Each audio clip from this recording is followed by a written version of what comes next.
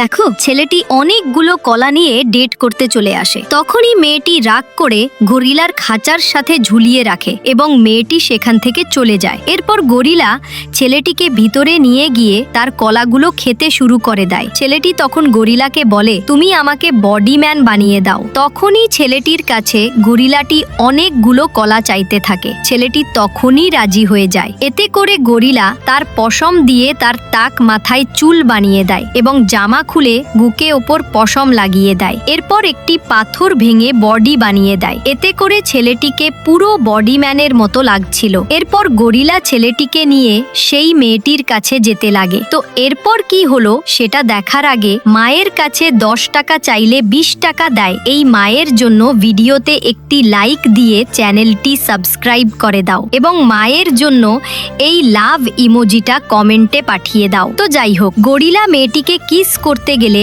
মেয়েটি তখন অনেক রেগে যায়। তখনই গরিলা গাড়ি উপরে তুলে মেয়েটিকে ভয় দেখাতে শুরু করে দেয়। এতে করে মেয়েটি গরিলাটিকে ধরে আবার খাঁচায় বন্দি করে দেয়। তো এই সব দেখে ছেলেটি অবাক হয়ে যায়। তখনই মেয়েটি ছেলেটিকে কাঁধে তুলে নিয়ে সেখানে থেকে চলে যায়। তো বন্ধুরা, যাওয়ার আগে ভিডিওতে অবশ্যই একটি লাইক করে দিও।